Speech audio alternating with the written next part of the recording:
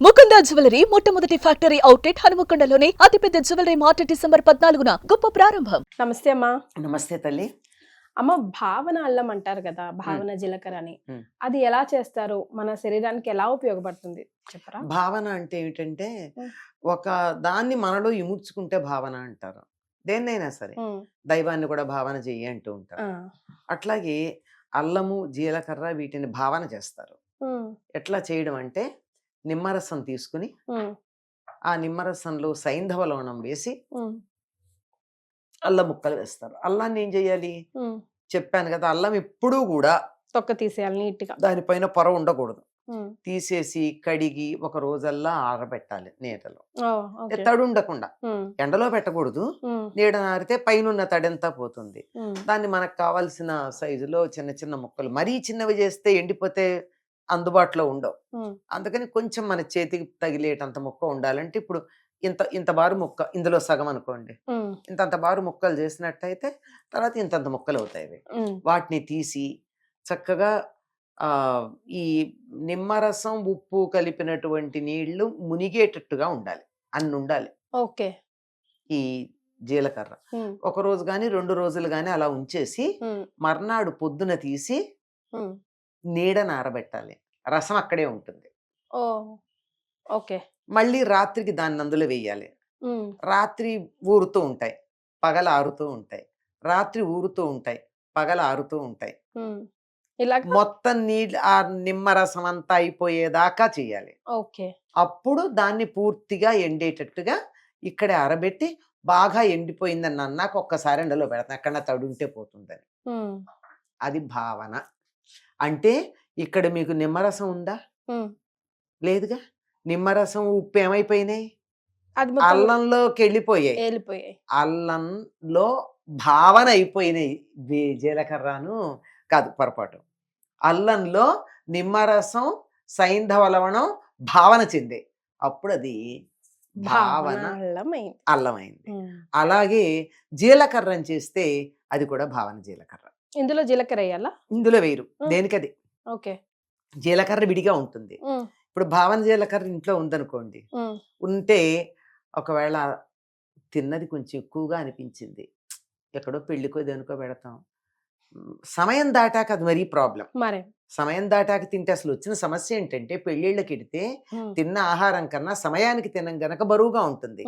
అప్పుడు ఒక 7-8 లేకపోతే 10 ఈ భావన జీలకర్ర తీసుకుని నోట్లో వేసుకుని నెమ్మదిగా గనక చప్పరిస్తూ నవ్వులుతూ ఉంటే ఆ బరువు తగ్గుతుంది, పూర్తిగా జీర్ణం అవుతుంది.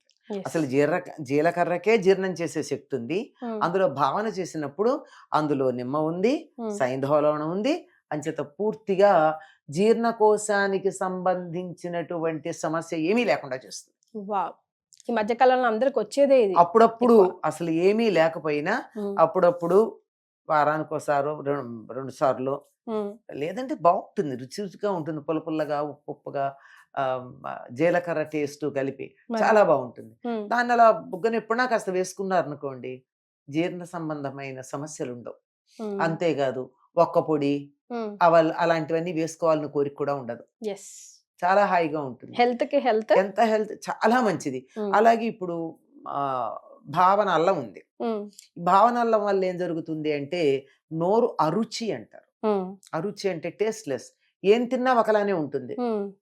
దేంట్లోనూ ఉప్పు సరిపోయిందా, ఏదో బాగానే ఉన్నట్టుంది, కారం ఎట్లా రుచిగా ఉందా, ఉంది, ఏదో తెలియట్లేదు, నాలుకకి అరుచి అంటారు.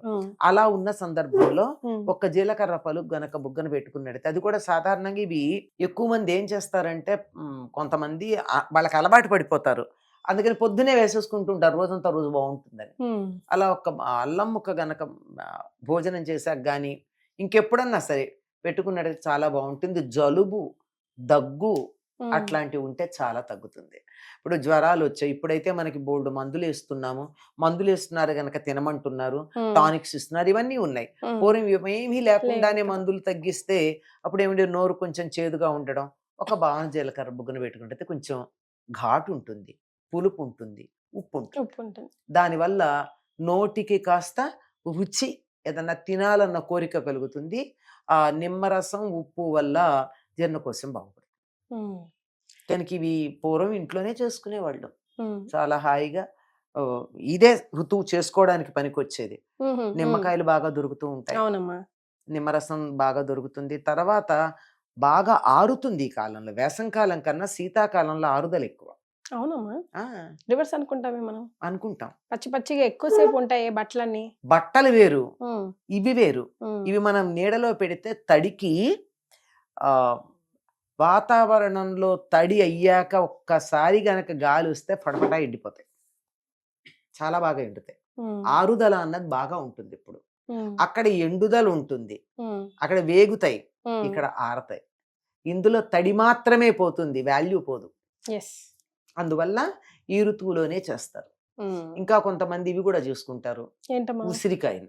ఉమ్, ఉసిరికాయ ముక్కలు చక్కగా ఒక్క పూట కానీ మీరు ఈ ఉసిరి ఎండలో పెట్టారనుకోండి, ఉమ్, ఎండలో పెట్టచ్చు, అసలు ఉమ్, కడిగి శుభ్రం చేసి ఒక్కసారి సూర్యరశ్మికి తగిలేటట్టుగా పెడితే ఆకుపచ్చగా ఉన్నటువంటి ఉసిరికాయలన్నీ బంగారు రంగులోకి వచ్చేస్తాయి. ఉమ్, yes. వాటిని తీసుకొచ్చి పైన ఇలా అంటే చాలు, చక్కగా విడిపోయి గింజకి ఏమీ అంటుకోకుండా దేనికి అది తొనలు తొనలుగా వస్తాయి వచ్చేస్తాయి. కదా, ఈజీ. ఉమ్, దాన్ని ఈ సైంధవ లవణం వేసి, నిమ్మకాయ ఇందులో నిమ్మవేరు ఆ. అక్కర్లా. ఊరికే నీళ్ళలో కూడా నానబెట్టుకోవచ్చేమో కదమ్మా, ఎందుకు? ఉప్పు పసుపు వేసి.